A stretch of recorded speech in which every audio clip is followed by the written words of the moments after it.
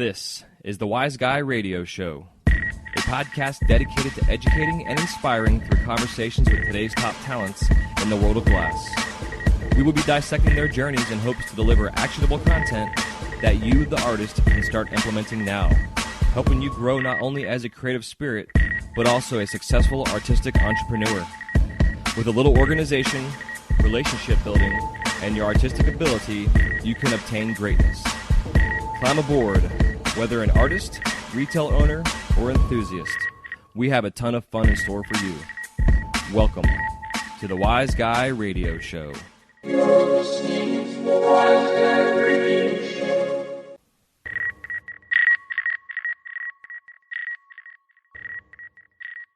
This episode of the Wise Guy Radio Show is brought to you by American Helix. The American Helix is a revolutionary new concept in smoking technology. Designed and manufactured by American glassblowers, this pipe is light years ahead of its time. Based on Bernoulli's principle, the shape of the pipe along with an innovative intake system creates a Venturi effect through precision microholes in the chamber, which results in a slower burn that conserves tobacco and gives a smooth, refreshing smoking experience, making the American Helix the smoothest hitting pipe on the market. For further info or to locate their products, you can find them online at AmericanHelix.com. That's AmericanHelix.com. This episode of the Wise Guy Radio Show is brought to you by Zen Glass Studios. Located in the heart of St. Petersburg, Florida, Zen Glass has a wide range of offerings to choose from. Their menu includes one-on-one or group classes in their hot shop or flameworking studio, create your own wine glass, and so much more. If you're a traveling artist, they even have a space to rent that you can temporarily call home. With over 50 years of combined experience, Zen Glass can help you fine-tune your techniques, whether you're a novice or advanced glass artist. For their calendar of events, including info about their Third Thursday studio jams, you can contact Zen at zenglass.com. That's zenglass.com. Hey, what's happening? Welcome to the Wise Guy Radio Show, episode number 158. This is your host, Jason Michael, and thank you so much for tuning in today. With 17 years of experience, well, now 18 years of experience behind the torch, I am as excited as always to bring you conversations with artists, sharing their stories in hopes to inspire and entertain, while helping you grow your business. And today is no exception. Today's episode features a repeat guest, Chris Piazza, a.k.a. Crispy Glass. He's out of Chicago, and he came on back in last year to talk about his humble beginnings and how glassblowing literally saved his life.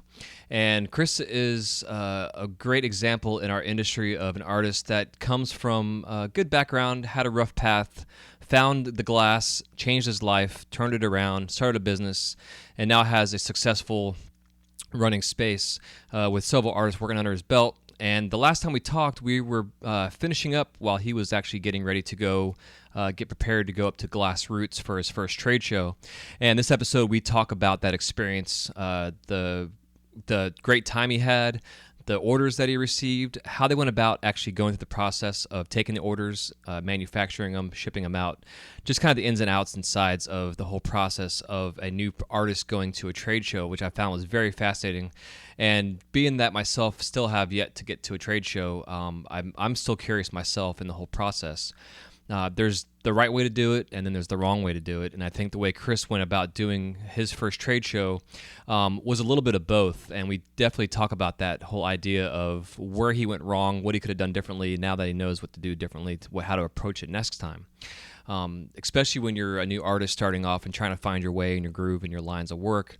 The worst thing you can do is have, like, say, 20 items that you want to go sell. And if you get 100 shops that want one of each, you've got 2,000 pieces you got to make. And then you got to think about the time and the labor and blah, blah, blah. So we get into all that stuff and how to really calculate and set yourself up to have the most successful trade show.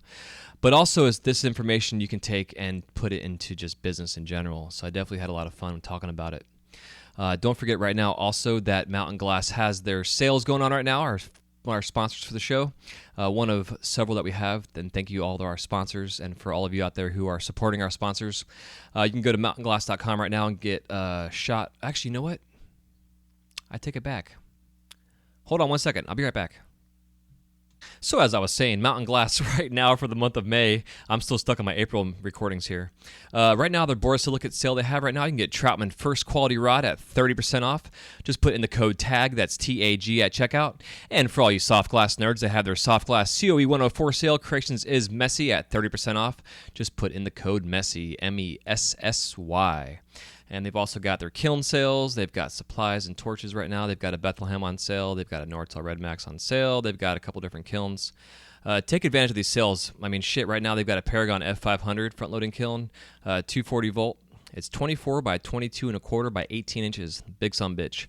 Right now, it is regularly priced at $3,610, and it is on sale for $2,888. That's almost I guess it's about $800 off their sale right now. So definitely take advantage of that. That's pretty big. And like I've said in the past with sales, these are the kind of sales you want to take advantage of because it costs a shit ton of money to have a kiln delivered. It's going to cost anywhere from $150 to $250 to have a kiln delivered.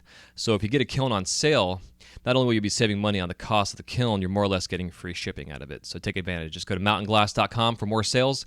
Usually on their front homepage, they have a little sales button there you can hit and check them out. And any other questions, comments, and concerns, go to mountainglass.com. And yeah, so that being said, Chris and I had a great conversation, and I definitely enjoyed it, and I hope you guys enjoy it as well.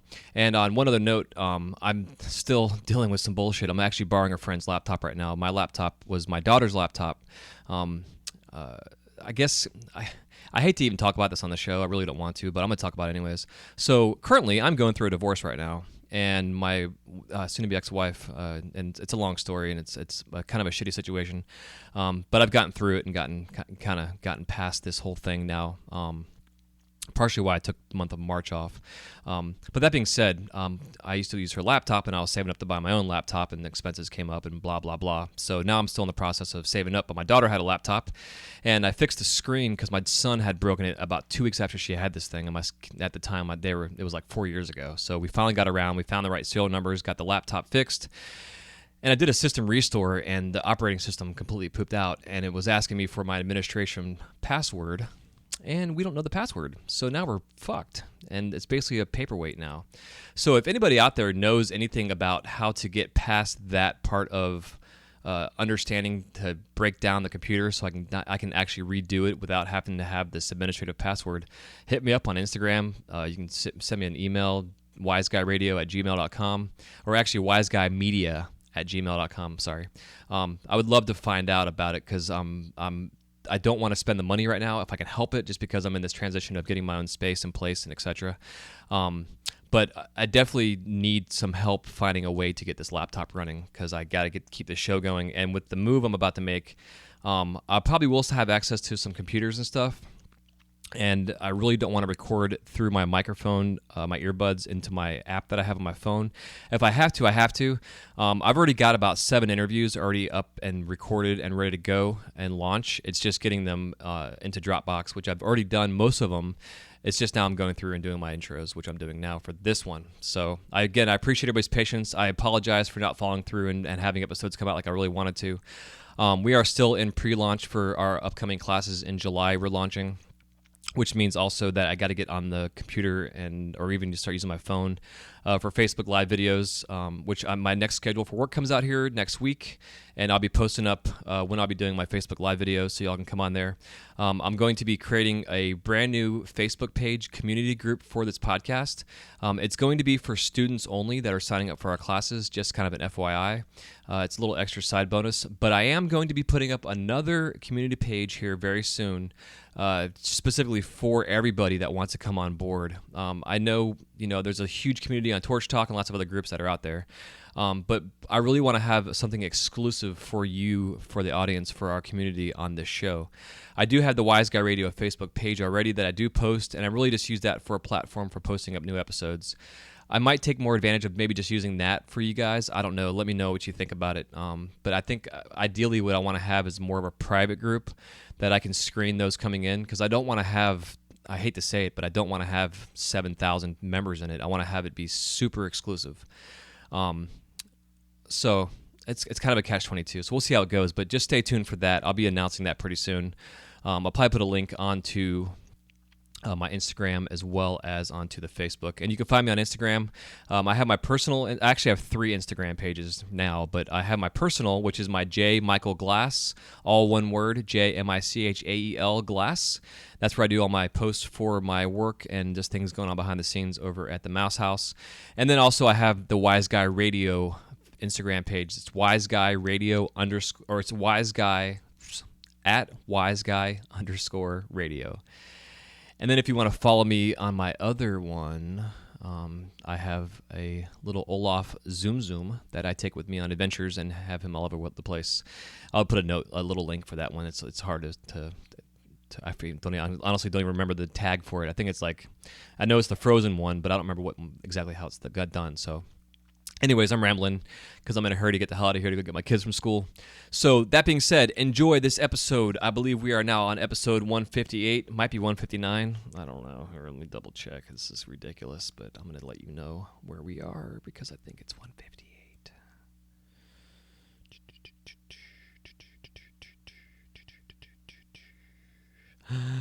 Yes, 158. All's right. Sweet. So, all right. Enjoy this episode. Again, Chris Piazza, a.k.a. Crispy Glass with a K. Check him out on Instagram at Crispy Glass. And we'll talk to you on the next episode of the Wise Guy Radio Show. Love ya. Take care of yourself. Be good. Happy melting. And it's summertime, so start staying hydrated even more so than you have before. Take care. Bye-bye. Peace.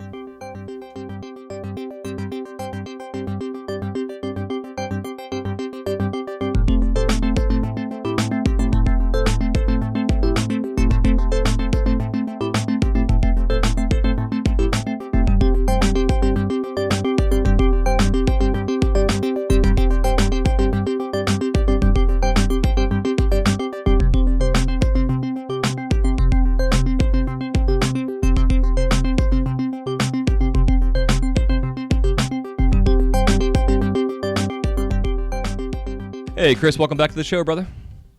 Hey, how's it going? Pretty good, man. It's awesome to have you back on. Last time we talked was on 118, and if you have not listened to 118 out there, definitely go back and check it out. It was a great chat, sharing Chris's journey and through his struggles in life and finding glass and really feeling that glass was kind of the motivation in a sense that kind of, I guess, saved your life and, as we had talked about and, got you moving forward and has allowed you to fulfill your dreams in a sense of being a homeowner and having a business and a studio and everything else. And it's pretty awesome. So definitely go back and check it out on 118. And today we're going to talk about more or less from where we ended the last episode. You were gearing up for GlassRoots last year in 2016. And you've been really, in the business sense of finding ways to sell your work, whether through Facebook groups or contacting local shops or distributors. And you definitely don't hold back on getting your work out there. And then you decided to try the trade show. So I definitely want to talk about that. But to kind of catch up real quick, last time we talked was in July of last year. So from July to August, I guess let's kind of go into I guess from that point you had your studio, you had 3 or 4 artists in the studio working for you, and you guys were doing your production line. So I guess in your headspace, what was it, I guess, gearing up for the trade show, did you find that you had to be at, I guess I'm trying to how to word this, how to say this properly, just in terms of getting prepared, what were there steps that you took to plan out your line for the trade show? Does that make sense? Yeah, definitely. I guess to circle back just a tad, I get, while glass is an art, it is also a business. And it's those two things that really attract me to this. That's what really kind of got me going with everything, to be able to have something for myself that was also providing for me. So I really kind of stepped back pretty far from the artistic thought processes going into GlassRoots and really took it as, 100% like business. Okay, so what does the market want? What have I been hearing about these, in last year's I went the year before to GlassRoots and I saw some beautiful, beautiful work everywhere, but what I didn't see was production. And so I really set us up for going and attacking that need that I saw. And so it was really a shift in creating product lines, taking everything that I've done over the last, 8 years, and getting some different price points between like $1 and $50, and having options within that. So we basically went with 45 different production lines, and just had one of each. And but that was the thing that we did, was we actually sat and made. Personally, I prefer to do 50 of something, not one of something. But so for a couple of weeks, we spent making one of each of the different styles. And, I still have that sample case today that we took to GlassRoots, of each of the different styles that we make. And then I made a catalog and did all that stuff. So really the mindset was, how do I show everything that I can offer, all at once? And I mean, it was excuse the French, but it was a pain in the ass to do, one of each thing and have 45 different samples. But it worked out. I mean, we killed it. Yeah, that's awesome. Yeah, about 15,000 in sales.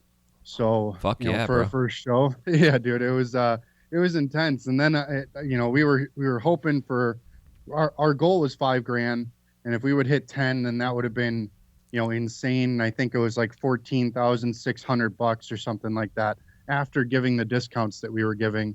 That was our final sales. And man, we got back to the shop and it was like, okay, now what do we do? Like, that was the next thing. Like I was all worried about preparing for GlassRoots. I had no idea what it was going to be like to have that many orders. And these are orders that are from new customers. Yeah. So it's not even like these are recurring orders with guys that I'm on a, first name basis, have worked with for years. So like, I need to make sure that all these people are happy that have, put their first order ever in with me. And I think that was the most stressful part of the whole thing. Yeah, man, it makes sense because your reputation's on the line, and the integrity of as being a business. Because I know in the past when I've had that same kind of idea where I had a production line, I had like 21 items or 22 items that I was doing. Anything from like a basic one hitter that you're saying like $1.50 piece up to like a $25 to $35 bubbler we were doing at the time.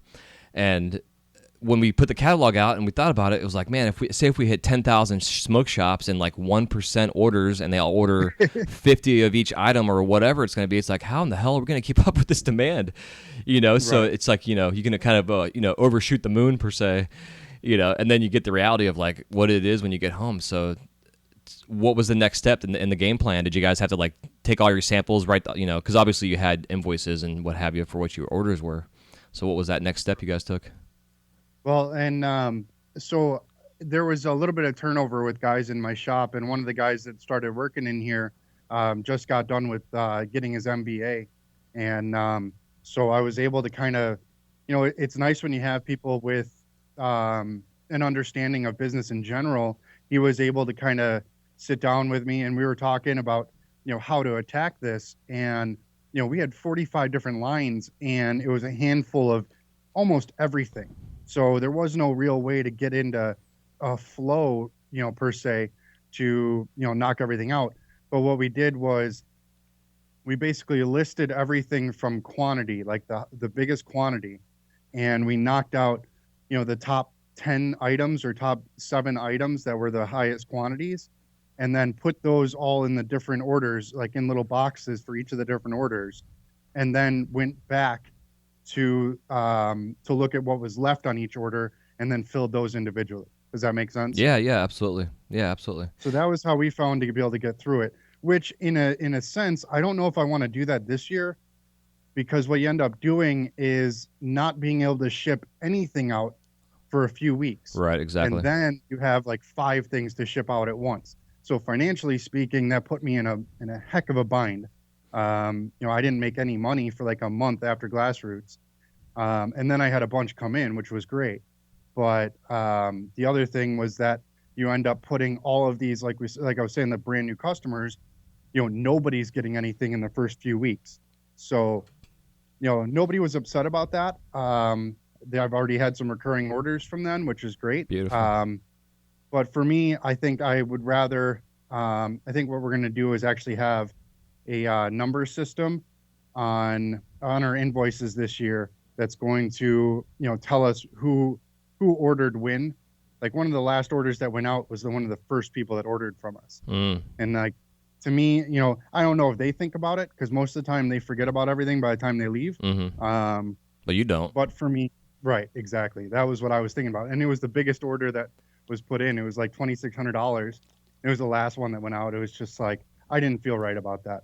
So yeah, it makes sense. Yeah, it's a funny system too, because like at 45 items, that's a lot of stuff. Do you guys think that Right. if you scaled back the lists to like say half of that, and then just increase the prices a little bit, that it would be more beneficial because you would have less product going out, or I mean you may have more product going out too, but also you can increase the revenue a little bit on that end. And I've definitely thought about that quite a bit. So this year I'm working on with the taxes being around and everything. I'm going to circle back, but with taxes and everything going on, I've been looking at my books, and I've found some flaws in how I've been keeping my accounting. One of those things being my SKU numbers for each of my product lines has been kind of messy. So I'm getting that in order, so that I'm going to do this for one more year, and then figure out which things aren't even selling. Like if I sell 5 of something in a year, it's not worth having it in my product line. So that's kind of what my next year plan is. This year, I think we're going to stick to what we're doing just one more time, so that I can have the real data to be able to move forward properly. Yeah, absolutely, man. I know, like in the years when I worked at Subway before doing my glass, I was there for 7 years, and getting a chance to do in the management side of things and doing whatever. All of our sales, predictions or whatever you want to say, were all based on the previous year's stuff, and our inventory that we purchased was based on that, et cetera. So it's definitely smart, which is why I preach it, in November, December, to do a reflection on the year, because then you can really see like everything you sold, what sold the best, when it sold, where it sold, how much of it, blah blah blah blah blah. And a lot of times, like when you're trying to sell an item that you're selling a shit ton of it, maybe you should increase the price just a smidge, even if it's like 5%. That might stop some folks from buying it, but those that will buy it and will continue to buy it, and they'll buy maybe the same amount of quantity or more, but you're going to still make the same amount of money, I guess, in a sense. Right, totally. And something else I kind of figured out is that, with selling on Facebook, most of those times are cases that I built and then I sold. Right. So I end up having a skewed data there, because, like, for instance, my favorite thing to make, in my product line at least, is my fume honeycombs and fume wigwags. So those I sell, a shit ton compared to everything else, but that's because that's what I'm putting out in the market the most. So of course I'm selling that the most, So sometimes the data isn't actually telling a true story, versus Subway, where you actually have everything out all the time, and then the customer decides. Yeah, exactly. So that's why, like, this year, it's all going to be like I'm really pushing my catalog a lot more, and so the market's telling me what to make. Yeah. Versus me, bringing it to the market. So then now I'll have some real data and be able to move forward. Yeah, it's smart, man. Because I know, like myself personally, over the years, I've always done like, made to order kind of stuff. I've rarely ever kept inventory, and when I had inventory, it was for my distributor type of deal. Because there's a huge difference from having a shop buy a case off you, from a shop placing an order, than having to make it. And then when you have the amount of orders that you got, and that being said, I wanted to back up to that. How long time frame wise did it take you guys from when you got the orders to get them everything, like your last order done and out the door? Last order and out the door was, I think, February 2nd. So it was about 3.5 months. And that also includes, Christmas and New Year's and all that. So it was, give or take about 3 months. And, again, I wasn't super happy about that. But, Murphy's Law, when we got back from the show, my main apprentice ended up hurting his hand really bad and wasn't able to work for like 2 weeks. And then another guy became just a complete flake, and he's no longer with the shop anymore. And so, like, I had all this drop off like right after the show, and so that was just a mess. Yeah, but but it's about 3 months. Huh? Yeah, but with your personality, you're definitely one to persevere and get past those obstacles and just do what you got to do. Have to. There's no, that's the only way we can. I mean, a lot of kids get into this thinking like, oh, I'm gonna I'm gonna make pipes and partake in certain things, and it's gonna be great. And it's like, well, that's fine if if you don't have any bills, like have fun with it. But like, I don't know, man. I got a mortgage, I got a car to pay for. I have insurance, and it's like, and I don't have choices. I gotta bust out all the time. So, yep, Yeah, and you're treating it like a business, not just as like a fun side hustle or hobby. You know, right, it's a big right. difference for sure. Do you see that you're like? Can you already tell certain items that you would cut back now if you were to cut back on the 40 some of the 45? Yeah, probably. Some like surface work stuff. There's some items in like the $1 to $10 range that I like to have because of my apprentices, like just to make sure that they have some work to do. Um, so, but yeah, there's a handful of stuff that they don't really sell too well. Like some off of 32, some striped.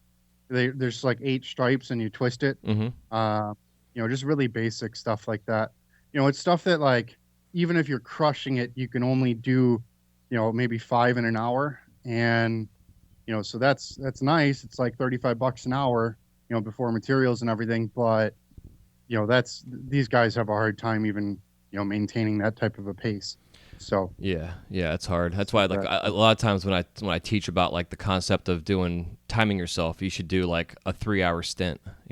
right, Because and like then you're divide saying, it. Yep. yeah, because it's really hard to keep that pace. I know myself, like, fuck, dude, there were times where I was doing like little 3-inch wrapping rakes, and I was making like 20 an hour of those pieces. Right. But after like 3 or 4 hours, I was good to go, and then about 5 hours into it, I'm like, I'm dead, and then I'm dead for like a day or two after that. So it's Right. Right. it's definitely the marathon, not a sprint kind of concept. But again, it was because I was going back to like either selling to a distributor and having to have 100 of this and 100 of that, or I was trying to keep up with orders that were coming in. So it's Right. it's interesting because I think the thing with the trade show, which is smart, like you did, is just to bring samples. Not necessarily. I mean, you can bring some work to sell, maybe some higher end pieces or whatever, but like to go with samples and then just keep those samples for as long as you can keep them for down the road and not Right. get, Exactly. not try to sell them. Because like I used to have a piece of cardboard kind of thing on the wall. It was like a little hanger that we would zip tie the pieces to, our samples to. And just so we had the physical samples on hand, it made a big difference. We'd put the SKU number underneath it so we knew the catalog number, the price of it, the whole 9 yards. And Totally. had like our wall art in a sense, but it made for a good reference. And that being said, do you break down like the formula for what goes into a piece? Like, it's 3 inches of 32 and then like Yeah. two, color wise, the whole 9 yards. Yep. I mean, not so much with color because it varies so much. But as far as size goes, yeah. I mean, I have so basically every tube, is 5 feet or whatever. So we do 16 pieces out of every tube. If I need more glass, I go to one size up. I know some people rather add an inch of tubing, um, and that's fine for like artistic pieces, like obviously.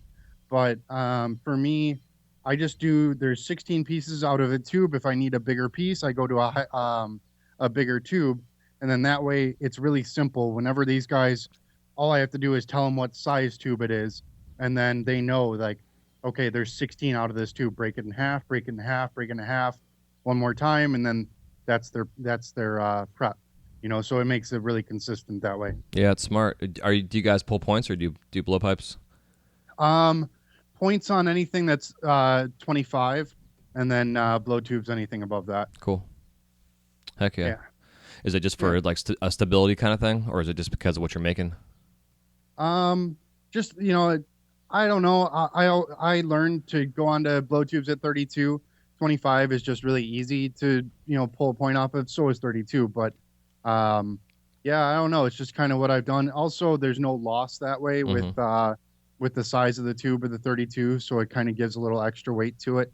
Not that it's very much, but it's more about the consistency. If I wasn't lazy, I would probably do blow tubes on 25 as well, because then everything is exactly the same. It's not like, and we're talking about grams here, but when it comes down to something that's 30 grams, 35 grams is a lot.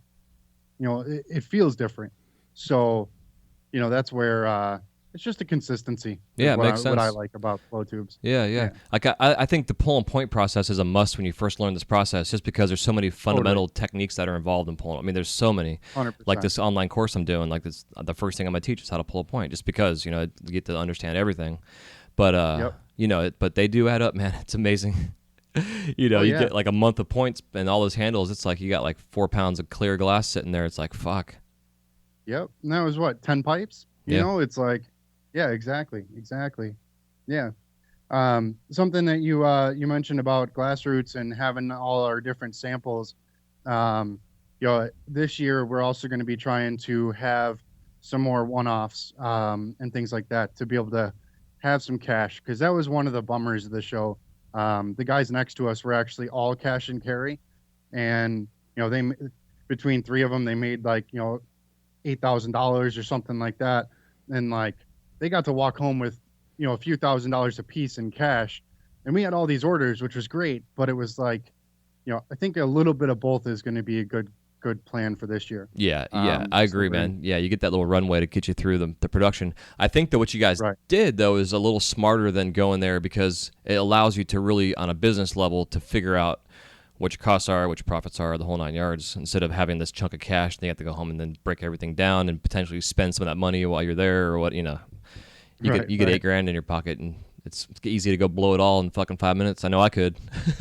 Well, it's harder in Madison than it is in Vegas, but yeah, definitely. Oh, dude, I could find a way to spend $100,000 there in a day. I promise. I'll drive home in a new RV or some shit. Hell yeah. Nice. That's hilarious. Yeah. One other thing that's kind of exciting over here, and I'm extremely nervous about doing this, but picking up a Red Star. So we're gonna have our first lathe in here. Starting in a couple, we're getting in about 4 to 6 weeks. So we're also going to have a lathe line, a lathe made line for GlassRoots this year as well. Beautiful. So that's going to be something else that's new. So is the GlassRoots going to be like your main go-to trade show? Yeah, for this year we're just going to do that one, and then we're talking about what our plan for 2018 is.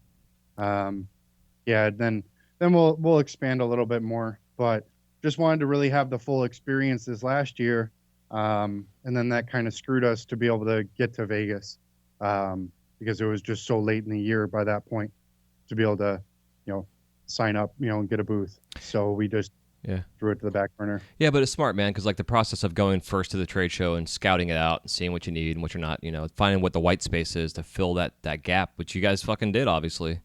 And now you've gone through the process and you've learned what to do, what not to do, how to change things, how to scale differently, blah, blah, blah. And now you go do GlassRoots again, you'll be way more prepared. And then you guys can get geared up for age in the spring or whatever you're going to do. Right. That's the plan.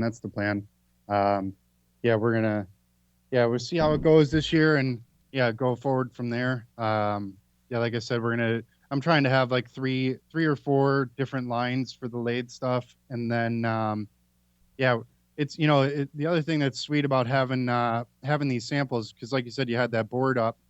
We still have a gun case or 2 gun cases of all of our samples, and took them down to a shop that I haven't been to yet down in Chicago, and got a $2,000 order because we had our sample case. Exactly. So that was one other thing that works out from that. I don't know, we're kind of bouncing around a little bit, but no, that's good, because I think that's important, because having those samples. My distributor, that he taught me that he would go around with his case of his samples, and then in his car he had all the merchandise. So he would say, they want 5 of this, 5 of that. He'd come back in with the thing with an invoice, write them a fucking invoice, they hand him a check or cash, and boom, out the door. Totally. Totally. And if you guys get to that point too, where you can have a little bit of inventory on hand in the outside waiting for you, because then you can go out there and just grab that shit and just come back inside and get her done.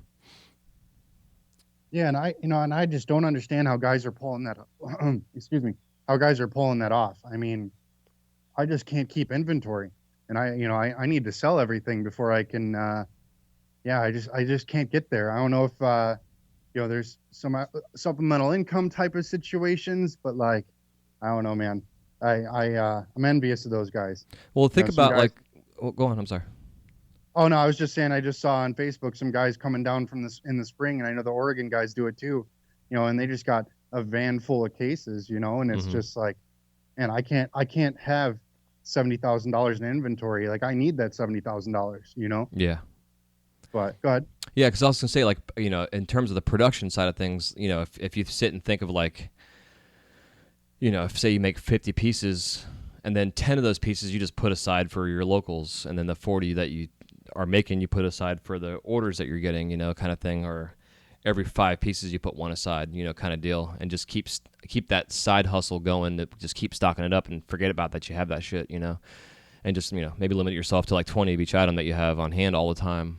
And always keep that inventory going. So when you go hit your shops, if you sell, say you have 20 on hand, you go sell 15, I know you got to, next couple of weeks, you need to refill that stock and get it back up to 20 pieces, or something like that. And then every time you guys get to the level of having 20 of each item back in stock, then you go back and hit the road and hit the shops, or something of that nature, some kind of cyclical kind of gimmick going on, so you can keep all aspects of your business rolling. Oh, hell yeah, I like that. And even the idea of just like throwing like 1 or 2 out of each batch that I make in a box, and just like that's kind of like a savings account, and like just stash it. Yeah, exactly. Yeah, dude. I like that. Yeah, and I know it's not easy to do. I mean, I can sit here and talk No. about it all day, and actually doing it is another whole nother thing. Totally. Yep. But mortgages due. The mortgages due. yeah, exactly. Well, it's like when I was talking to Micro about stuff, and he's doing his milli work that he's doing takes him 3 fucking months to get the milli work done, much less then put it into a piece and then manufacture it, etc. But then he goes to age, and then he sells out in like the first 4 hours or whatever. Crazy timing wise. Exclusivity and blah blah blah. But to get to a level, which I'm sure you guys will get to that point to where you can't afford to have a little bit of stuff that you can put to the side or hustle for 6 months and not have to worry about paying your bills, because your bills are getting paid already because you have that money put aside. Right. Yep. Yep. It's like the squirrel fund. I heard Dave Ramsey talk about a lot about like that with small business owners, and having this squirrel fund that you just the winter time you got to go get your put your nuts away, and then come spring, you got the money there waiting for you to pay your bills. Because I know as an artist, it's a little bit different for the functional community, because it's like a year-round thing now, and in terms of like not worrying about Right. tourism and all that kind of shit. But like here in Florida, our industry is like, which is one of the reasons I don't really sell too much locally, is because our industry here had the ebbs and flows are very similar to like the restaurants and stuff, where it's like you have your good seasons and your bad seasons. And a lot of places, they'll close in the off season just because there's nobody coming in. Now we have all the Canadians in town. Like I'm right down the street from the Blue Jay Stadium for spring training, so like our whole area right now is all the Canadians are in town, and all these fucking Blue Jay fans.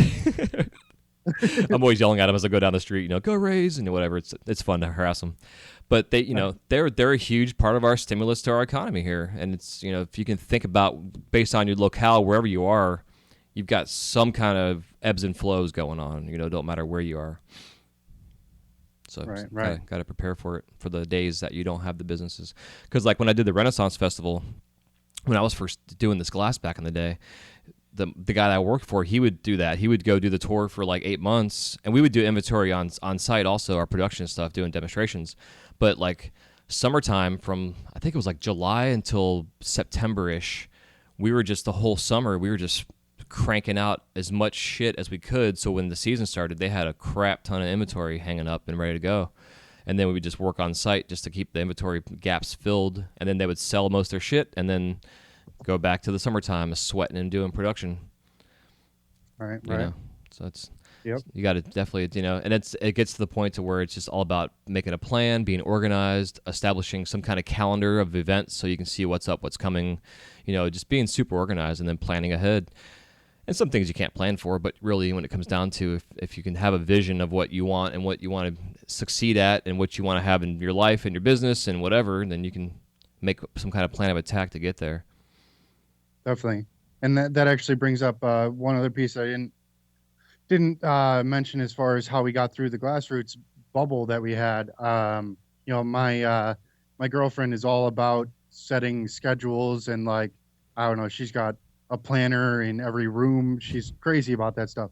But that helped me be able to schedule myself like down to, throughout each day, what my plan was to get things done. And then I have a buddy that is, he does big high scale production for not glass, like plastics and stuff like that. and he helped me kind of break things down because he was saying that like each of the parts that they make that go together to make one item, they have an amount of time per piece, and then they have it all set up in Excel to be able to determine how long each item will get, how long it takes to make each part for each item that is going to be completely assembled. And so that was something else I did to kind of get a schedule going. And now I'm trying to do that continuously, just with myself, kind of giving myself an order. Like, okay, I have no orders right now, but I'm going to make, 50 of these, 50 of these, 50 of these. And if an order comes in the meantime, I just scrap it. I put what my plan was to the side, and I take care of the order. But that's, yeah, schedules, man. I never really gave it much validity, but it definitely made a difference for me.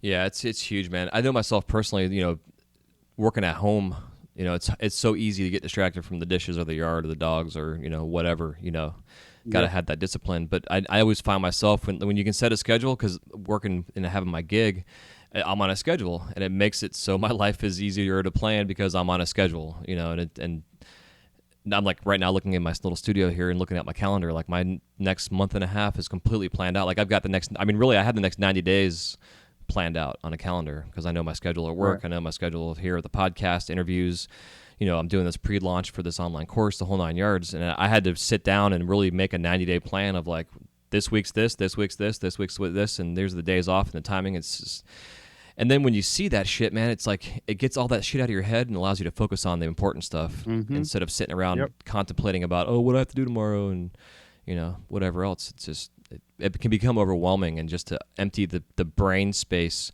There's David Allen, this guy, created a series called Getting Things Done, or GTD, they call it for short. And it's an awesome podcast, but also great audiobook.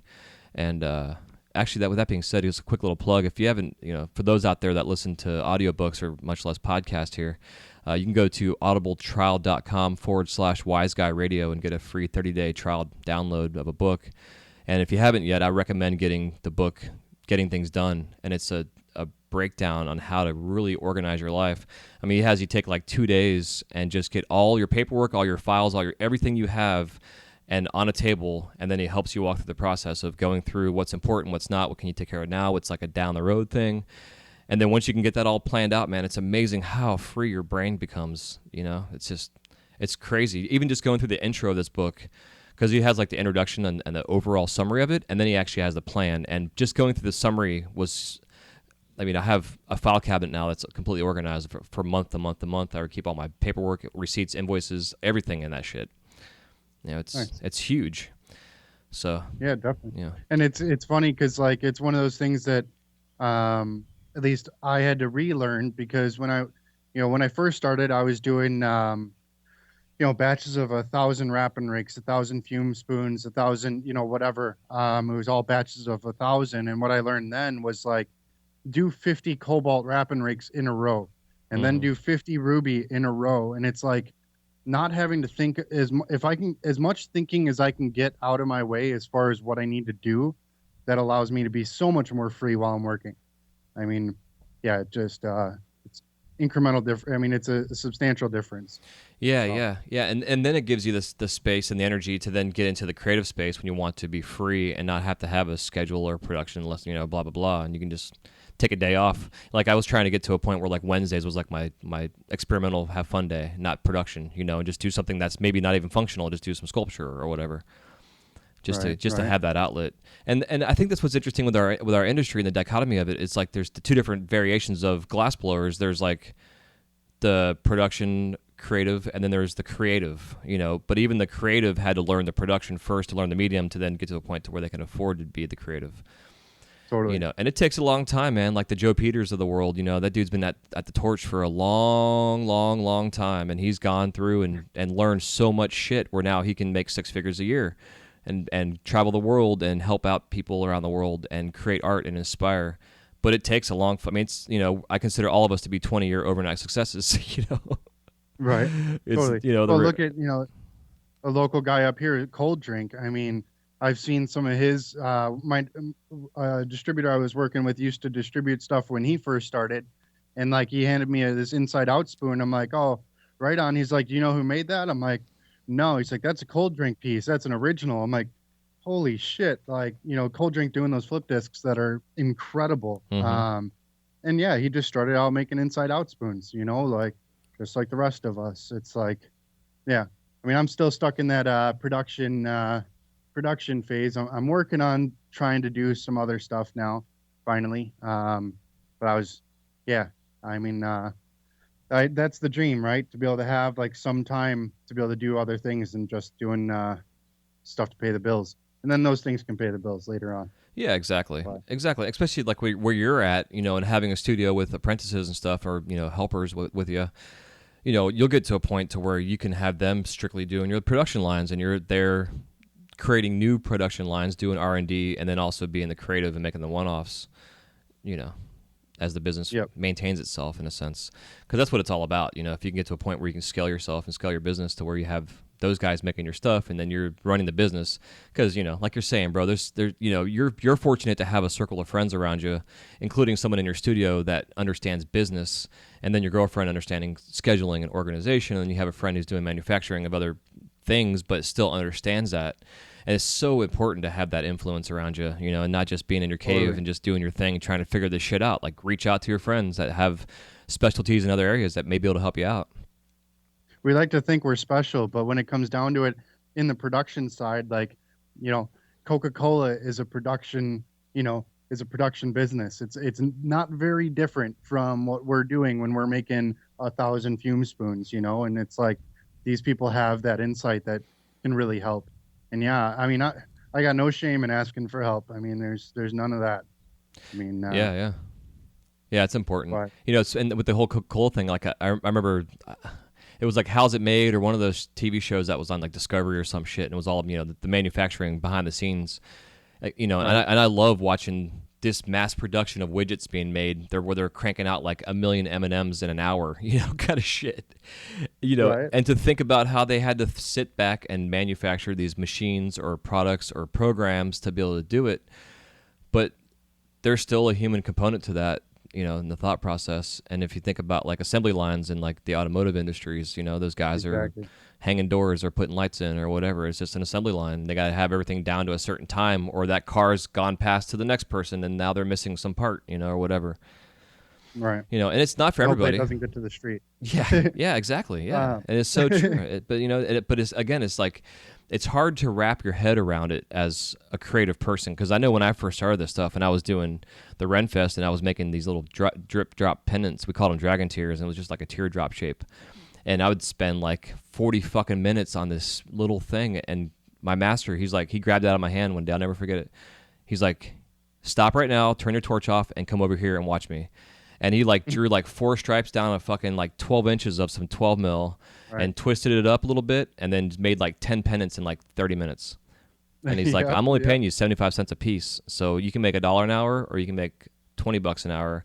I had to sell them for this amount of money. So it still doesn't make sense because I'm paying you this much. I'm not getting the production out of you, blah, blah, blah. It's like, don't be an artist, be a production person, and then the art will eventually come.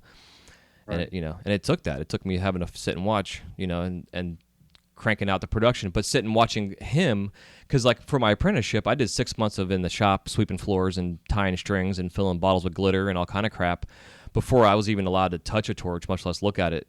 And then once they felt I was ready, that's what I started doing, was like some basic stuff. But what I took advantage of is my first 6 months was just sitting and watching him work and crank out this production. And it was like he'd make like 20 dragon bodies in a day and just shaping out the bodies, not even doing anything else to it, adding the scale texture.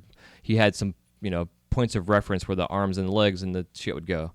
And then the next day he'd pull them out and get them hot, and then add the legs and add the details. And then the next day he'd take them out and then add the wings to it. And next thing you know, in a week, he's got like 50 fucking these big giant dragons out he was selling for $250, Right. And they would sell. And that was what, honestly, when I saw him on site at the Renfest to start the conversation, that's what he was doing production dragons. And it really, really caught my attention because I loved it. I was like, man, how are you doing this as an artist but also as a business? Like, it was just completely intriguing to me. Totally.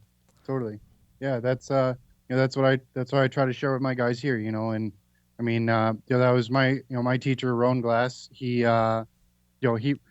when I was working with him, he was mainly doing production, nice production, big inside outs or whatever, like nice stuff. Um, but like when he got the opportunity to do something creative, like for one, he knew what he was doing and he was able to just pull it off. Hmm. It wasn't like taking a stab at something.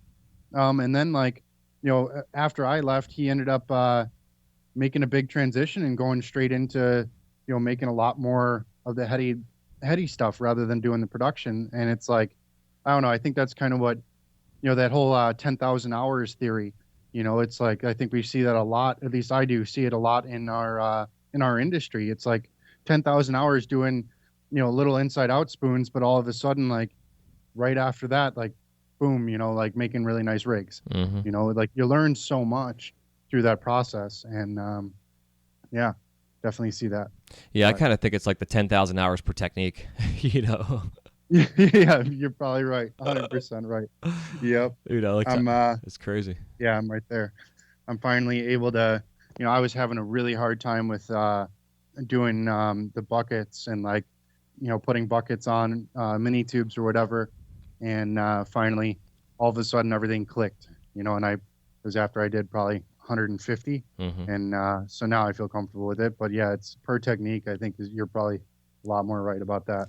Yeah, but you know But what, man? I think too, like it's the importance of taking classes and continuing education and this kind of stuff, because then you could have saved the 150 pieces by going and spending yep, $500 on a class over a weekend, and then, bam, you got that yep, shit. I mean, yep. obviously you have to go home and and still figure it out, but still, you know.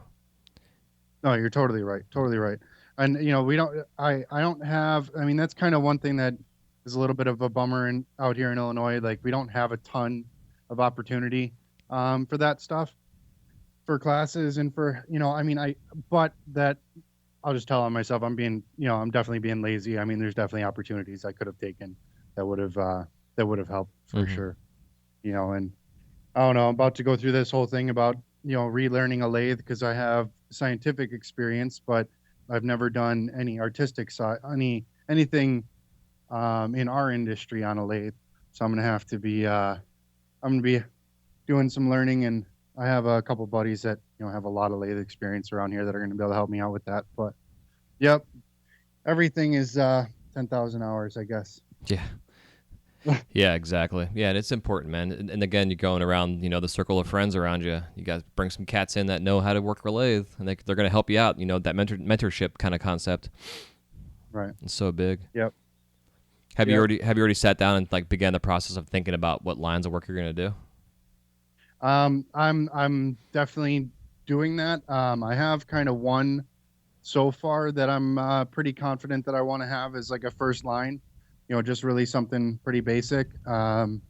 And yeah, kind of going from there. I'm also a little nervous as far as like, not even really knowing what my limits or where my struggles are going to be. So it makes it hard to kind of determine what I could do, Hmm. if that makes sense. Yeah, yeah, Like absolutely. I don't even know what my issues are going to be. I know I'm going to have issues that I don't even know that I could have issues about, you know?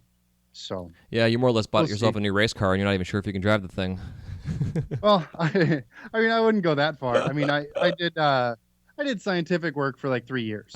Right, So, right. I definitely know how to get my way around. What'll be weird, what'll be different will be like, more elaborate perks and like just different types of seals that I will be new. I mean, I know that I can, get down to it at first with some basic stuff, but Hmm. it'll be a process. Yeah, man, it's fun, and I think that's what's the beauty with the glass. It's like it's a constant growth and learning process. Totally, totally. Yep. And it'll be weird to have like my bench torch and my lathe right next to each other. So, that's what I've heard is kind of one of the confusing parts is like what to do on the bench and what to do on the lathe and like trying to make both work. A lot of people go to like one side or the other. Hmm. But then I also have a buddy that does work on both, and he'll be working on his bench torch, and he'll shut his bench torch off, go over to his lathe, chuck it up, and get right back to work. Not even putting the thing in the kiln, and just like that, that smooth of a transition. And like that's kind of what I'm looking forward to be able to get to that place. Yeah, yeah. But, Is it a benchtop lathe or is it like a full size with a stand? it's a bench top. Okay. It's it's a Red Star. It's like 550 pounds. It's 6 feet wide. Yeah, it's a nice machine. And Nice. it's the guy is about Dave manufactures them like 7 minutes from my house. Oh, So awesome. it's pretty perfect. Yeah, So, because I know like when taking that Steve Sizlove class a couple years ago, he works on a table like a Lytton, I believe it was, a tabletop. It's like it's got like a 4-foot bed on it, and Right. maybe even a 3-foot bed. But anyways, it was fun to watch him because he had his torch on the tabletop and then the bench lathe right next to him on the same bench. So it was like coil set up, and then Steve Sizlove and Steve had the lathe there, so they were able to make all the components and stuff, and then immediately go right to the lathe and start the assembly process. Totally. But definitely learning. It's definitely, I know the times I've been behind a lathe. It was, I don't know. It's just, it wasn't the challenge of it. I think it was more of the time of just like sitting there, getting the glass hot. Like I'm learning the hot shop right now, again, in a sense. And I'm learning how to relearn patience of just waiting for things to get hot or waiting for things to get cool to a point to where you can work it. It's a whole different animal. So it's good though. It'll be good for you, and then hopefully you can take all those skills and just combine them all into some badass work. We'll see. We'll see. Hopefully. I mean, the hardest thing about working a lathe is that you don't have, at least in my opinion, my experience is that you're working with gravity in a totally different way. Like you can't change your pitch, like you can when you're working on a bench, Mhm. and so that's going to be a little bit interesting. And then like all those times where I was like, oh, that's straight enough when I was on my bench will not be straight enough anymore. Yeah, When I put it exactly. into yeah. So hopefully it'll kind of tighten some things up too. But yeah. Yeah, it's the ultimate having to be on center. Because I know, like in the hot shop, it's all about like one of the first things I was taught years ago when I did the hot shop was how the setup is the most important part of the process. Like getting your gatherer Totally. centered and getting everything, even before you even add color and go to blow some air into it. That initial setup, it's so important. It goes with anything when you're attaching a blowpipe, a punny, or pulling point, whatever the hell you're doing. The shit's got to be on center. And then you can make what you got to make. But other than that, man, I love the whole correlation with life. It's the same way. If you're not on center in life, man, everything else around you is off balance. Totally. Yep. Do that. And it's easy to just walk through life not centered. It's just like glass. It's easy to say, fuck it, I'll just get through it. And, then you learn bad habits and bad routines, which then affects everything that you make. And then going on with life, it affects everything in your life. Just by saying, fuck it, I'll just get through it. I'll deal with this limp or, whatever you're dealing with.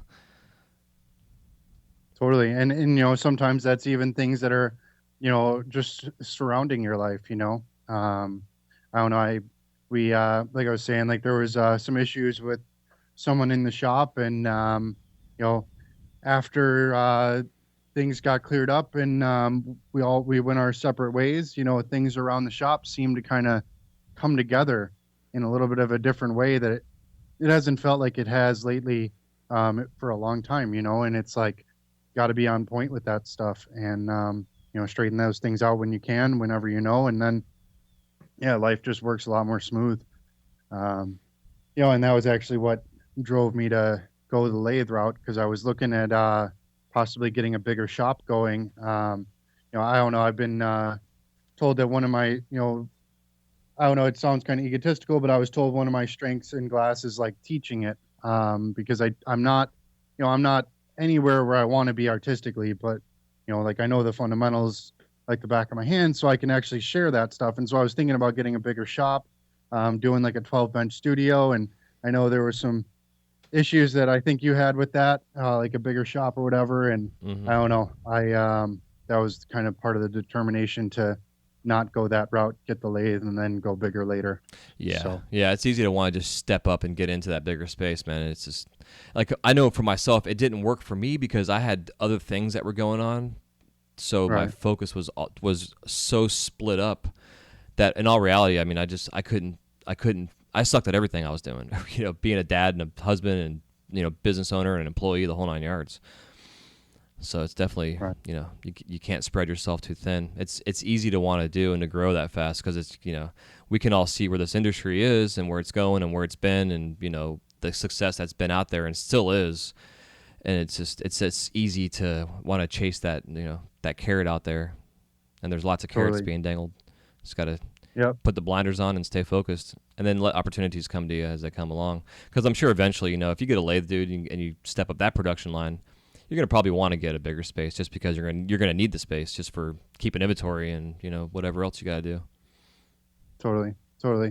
Yeah, and and the other piece that'll be nice is like, I'll be able to break these things down for the other guys in the shop just like I do with my other production, but we'll be able to actually it might be three hands making a $75 tube, but everybody does a different part and everybody's able to get paid. And like, if I can bring everybody in the shop to a level where everybody's making, my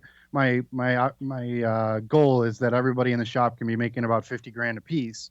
And then when we get to that point, then everybody's comfortable, and then we can move into the next shop, and that's kind of that's the goal around here at least.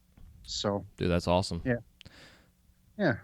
Yeah, to be able to be in that position to support and help other artists, it's pretty cool, man. I definitely look up to you. And like I was saying before we got recording, I was listening to the last episode, and it was getting me all fired up just listening to, your story and your beginnings and going through what you went through to where you are now. It's just, it's pretty badass.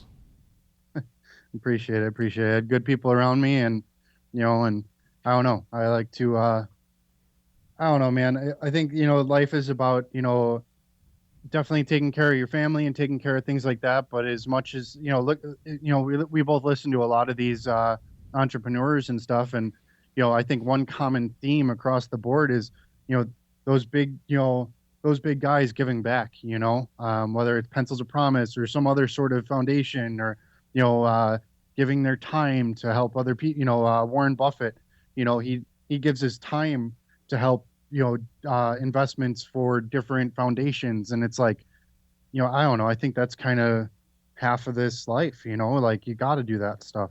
So yeah, it's important, especially with the ability for us to have this lifestyle of freedom to schedule our time out and to then dedicate time to doing charity work, or like the Michigan Glass Project and those guys, the different things that are going on. It's incredible, and it continues to grow in this industry. I mean, really in the art world in general, but this industry specifically, it's one of the unique opportunities we have to work together and collab. And like the giant piece they auctioned off for like $40,000, whatever it was this last year. It's right. Who would have ever thought that was ever going to be a thing? Well, and yeah, I was talking with Ruckus Gallery, and they're out in like the East Coast, and they were saying that now they're starting to have art collectors come in and drop $40,000 on a piece, and it's not ever going to get used. It's just for the art, and it's going. And I don't know. I kind of was joking about it. It's like that's the bathroom art piece because they got $1 million painting on the wall. Like that's the type of stuff that those collectors are starting to come to us finally, and it's going to be a trip, that's for sure. Yeah, it's true, dude. Like Habitat down in West Palm area, they have a pretty big glass collection down there, just functional and non-functional art. And there's locals down there that probably don't even know it's a pipe. Like they were telling me a story that some guy bought a piece, he had no idea it was even a pipe. Right, totally. And then he called him up, was asking some things about it, and they're like, yeah, blah, blah, blah. And he's like, okay, cool. Now that I know, I'm not using it, but it's still pretty cool that this can be used, And I think it adds a little bit of extra bonus to the value of the fact that this thing is functional. It may not serve the best function per se, which I know a lot of times, sometimes the function can be sacrificed for the art, but overall, you're right. These collectors are coming out and spending 25, 35, 40, 100 grand. 120 grand, whatever that, like the last Sagan, whatever that big collab they just had out in Vegas last year at Champs that sold. It's like $150,000 or some crazy shit. It's fucking. And then that Grateful Dead piece that just came out. I mean, it's crazy what some of the pieces are going for now. Yeah. But yeah, it's mind blowing. I love it. Well, yeah. I was also thinking, as far as like giving back and everything. I think it's really cool that you're starting to do that school that you're going to start launching soon here. Like. I think that there's still like I think we're in also a weird spot because all these guys think that they can learn everything from YouTube, And, you know, I don't know. I got a guy that came in here and he was on a torch for like 4 years and he could barely make a spoon, and he learned everything from YouTube. And then he was here for like literally 2 days and he made a perfect spoon, Mm. like, and it's just, I don't know. I think the direction that we can still offer is still there. And I think it's cool that you're doing that, on an online presence. Yeah, man. Thanks. Definitely neat. Yeah, you know, and like just like you, like listening to a lot of these business podcasts and the online space and the online marketing and sales and stuff. It's it's being done in other genres of business, whether it's coaching or what have you. Lifestyle, marriage, relationship stuff, whatever it is. But our space hasn't really had that. And there's my ultimate goal is to be able to create what I'm going to do is create a series of classes to take that's going to give you a foundation, so you can go watch the Dustin Revere videos, or you can go take Right. a class from somebody and you already have this foundation established that allows you to go actually take a class and actually be able to learn and pick up what it is that you're learning. Because like you're saying, the YouTube generation's there, and they only understand what they're seeing on the video, and then also from what they're learning by trying it. And it's there's so much foundational stuff that's not being taught that needs to get out there, and that's just kind of ultimately the goal. Because I'm gonna do like the first class is gonna be a 12-week course. It's just intro to fundamentals, like really basic. So it's the first, month one solid work, month two is hollow work, and month three is putting the two together. And then I'm gonna do Nice. an intro into pipe making, and then I'm gonna do a critters and creatures sculptural class. It's like gonna be like just like a month class, but the pipe making one's gonna be the same thing. It'll be a 12-week course that's going to teach the basic fundamentals of pipe making. How do you make a pinchy one hitter? How do you make a fucking spoon? Everything. Because if you can Don't make show rollout bats though. Don't show anybody the rollouts. okay, I'll try not to. Go ahead. Yeah, right. It's like the most simple thing to do. Yeah, but that's our secret, I'm just kidding. I'm just kidding. People are asking me how I make, like, I had some guys make them super cheap for me, and on Torch Talk, I had some guys ask me, and I'm like, I don't know. I don't know how they're doing it. I don't know, but just a joke. But yeah. um, It's well, very that simple. yeah, it is. The critters and creatures one, like, I'm stoked about that. I'm gonna want to take that class. I mean, I don't know. Sculptural stuff is like something that my apprentice is starting to do. He's messing with skulls and stuff, and I don't know. I have no. That doesn't make much sense to me. Mhm. So I love the work that you do. I'll definitely be taking one of those classes. Yeah, thanks, So man. Yeah, it's it's yeah, all about just breaking it down. Like I'm going to show how to make an octopus, and I know a lot of cats that do octopi or octopuses is actually the right pronunciation for it. But they'll make all their tentacles ahead of time and then attach them to the body. Where like the ones I do, I actually will build the tentacle right onto the body itself, and to me it gives it a more natural flow and look to it. But it's just because I know the glass, and to be able to add color to it first and then to shape it out, it's not always the easiest thing to do. So like a lot of the stuff will be done in clear first, and then you go step up to the color. But it's fun because I'm working with Mountain Glass, so like when you sign up for the class, you'll actually get in the mail, you'll get your materials that you need for the class. Like I mean, oh, it's nice. going to be an actual online. We wanted to call it the university, but we're not accredited, quote unquote. So it's going to be the institute.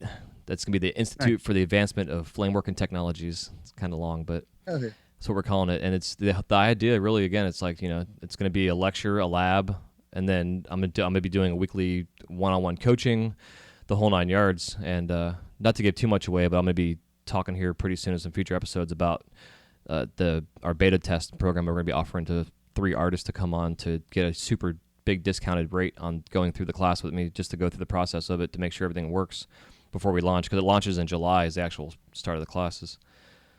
Nice. So, Nice. but yeah, we're Hell pretty yeah. we're pretty excited about it. So it's going going through the process of being self-taught more or less. I've learned things obviously from other artists, but mostly just from trial and error.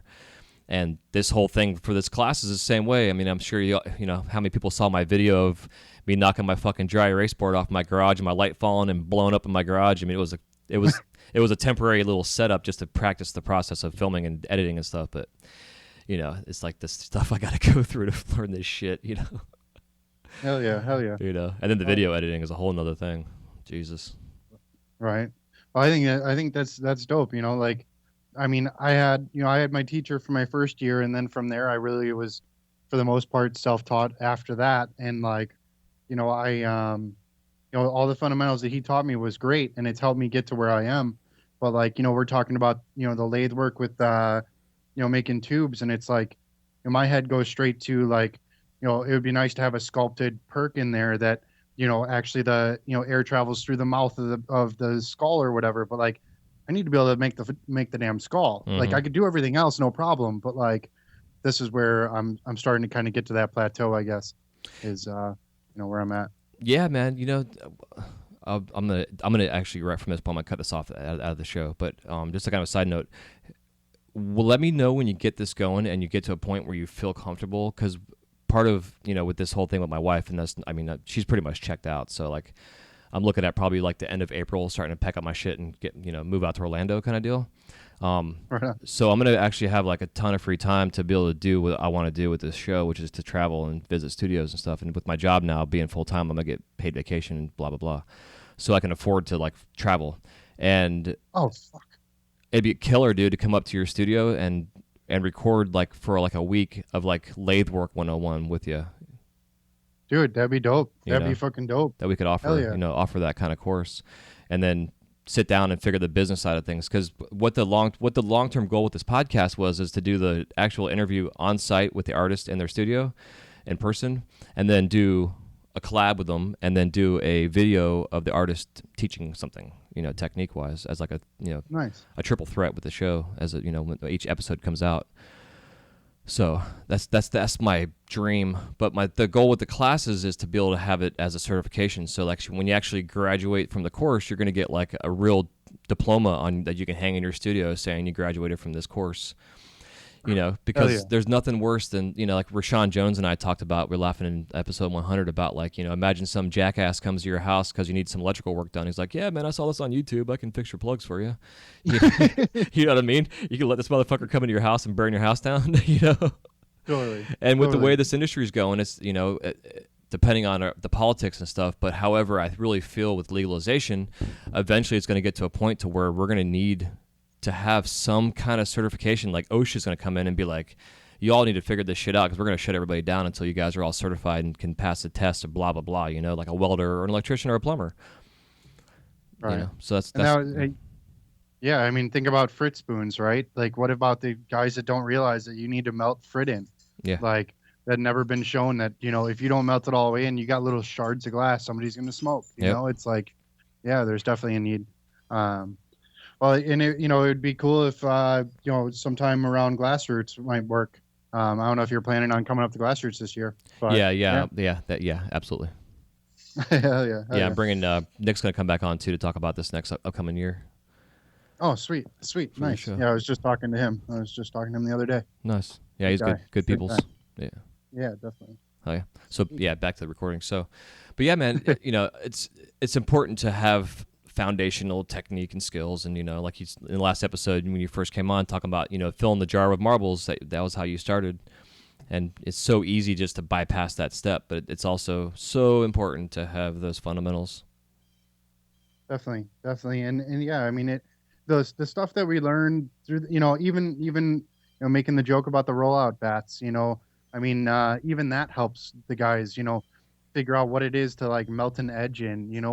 We take things for granted that like it's just second nature to us, and these guys that are coming up, like they have no idea, and they're not going to catch it on YouTube, and they're not going to see that, oh, you actually you melt in the edge of the blow tube so you don't cut your lip, and the guy's going to cut his lip 10 times because he's never going to even know that that's what we did. That's why the blow tube was safe. It's like there's actually safety aspects that these guys are not able to learn. And then also I mean, then there's the whole thing of them, a lot of guys making bullshit rigs that are killing our price points because these guys are slapping things together and it it's going to fall apart, but the shop owner doesn't even know. You got to educate the shop owner too. It's like, I don't know. Yeah. All that stuff. Yeah. It's so true. And I think that's what the fun with this industry and the space that we have is there's, even going through the show and trying to find sponsors and understanding like, hey, this is a whole new thing for this industry. We got to find a way to make this work because it's never been done before. Like we're all, we're trailblazing in a sense, even though, there's guys out there killing it, but there's still like, there's certain central fundamental things within the industry in a business sense that we're all learning as we go. It's just, it's important for us, to all get some kind of symmetry across the industry that's all, price. I mean, price points, I guess, are different based on region and whatever. But like you're saying, there's got to be some kind of like quality control to educate the shop owners so they know what they're looking for. Why should you not buy the stuff that comes in from China compared to buying from your local guy? Blah, blah, blah. Some people don't give a fuck about that stuff, but it's, those that do are seeking the knowledge and don't know where to look necessarily. So it's up to us as artists to help educate our customers, because then they're going to spend more money with us. They're going to spend more money with the locals instead of spending money with this stuff coming in from the local import distributor. Right.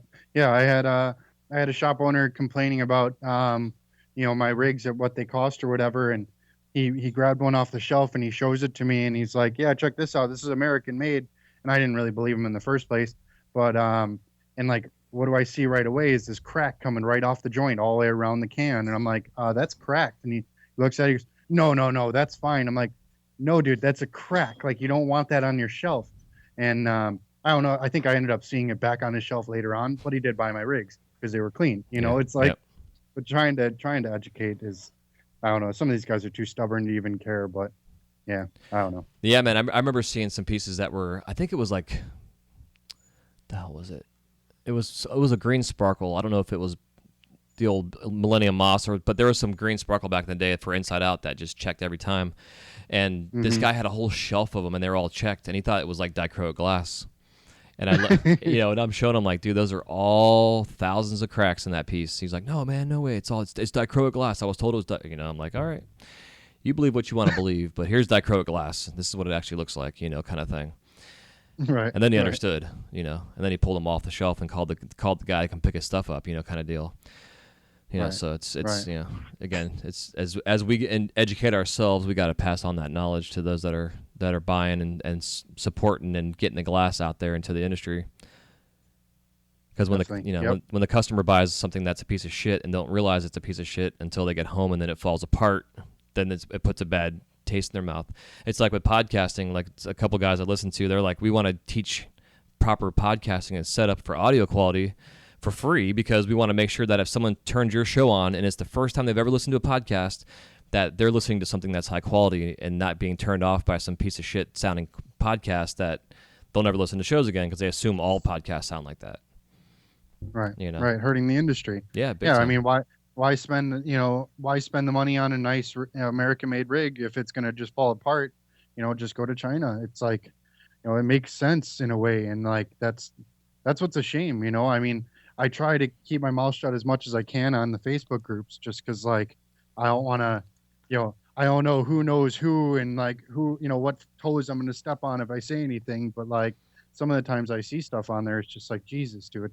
Like, either raise your prices. Sometimes I'll send a personal message. Like, dude, raise your price. Like, that's ridiculous. You're going to hurt this for everybody. Like, you can get another $3 out of that. Like, or the quality. And the quality stuff, I stay away. I just don't need to get into a pissing match with somebody. But like, yeah, it is part of what's going on, I guess. Mm-hmm. Yeah, that's why I, as much as I enjoy Facebook, I try to stay away from it because I know myself. I turn into daddy and teacher, and it just doesn't go well. Rashawn and I, like, I bring him up because him and I sit, we're like the old men on the front porch, like, "Get off my grass, bitch." Because we'll go in there and see some of these kids that think they know what the hell they're talking about, and they've been behind the torch for like 3 months, and they're like, "Yeah, do this, this, this, and this." And I'm like, "Dude, you're telling them the wrong fucking thing. Are you wearing glasses while you're working too? Like."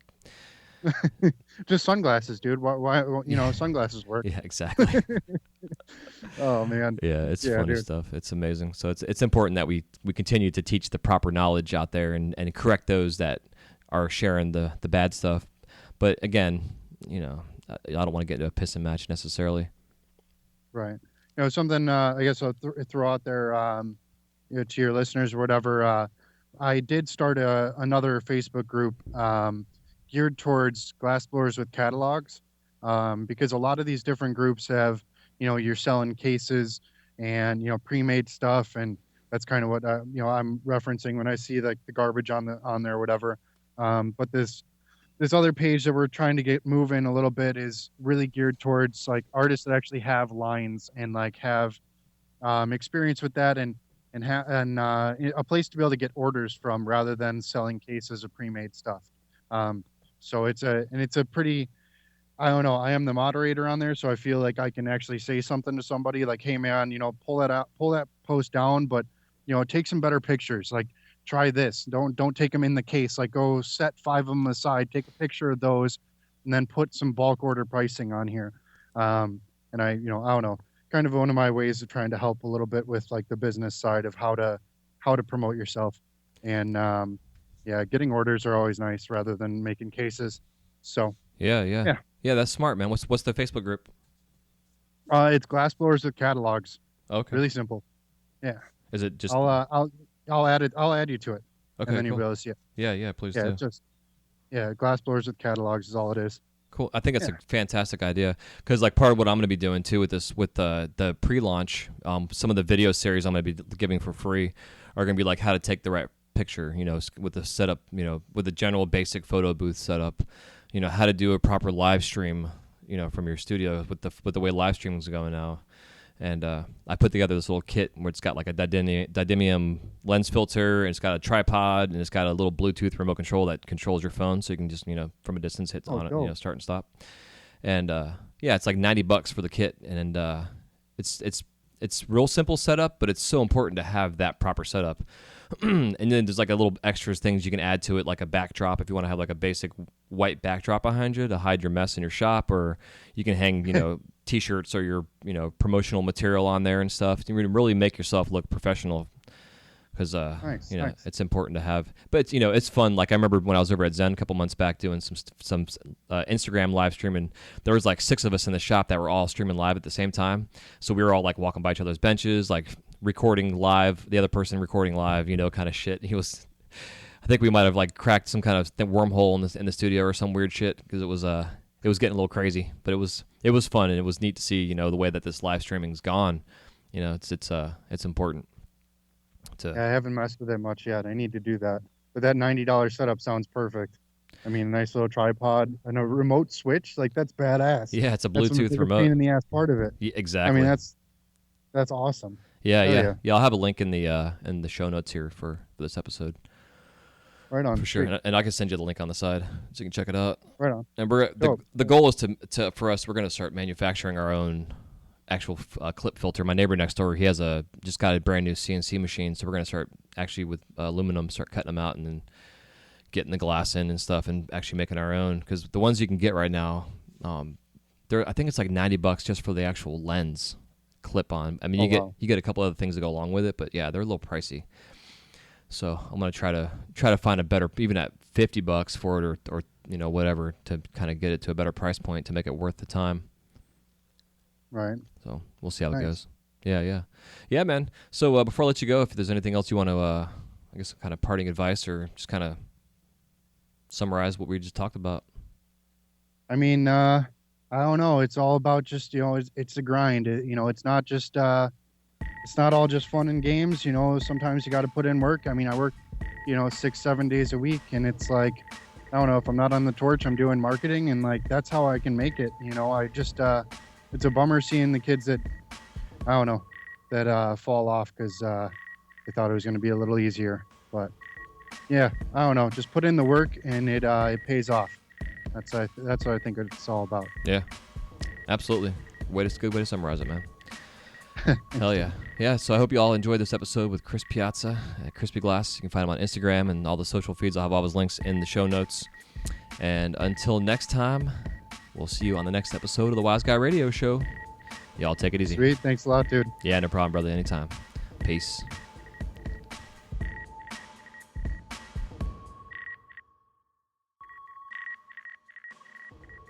This episode of the Wise Guy Radio Show is brought to you by GlassRoots Art Show. Now entering its 9th year, GlassRoots is designed for artists and distributors who wish to do wholesale business with shops and galleries.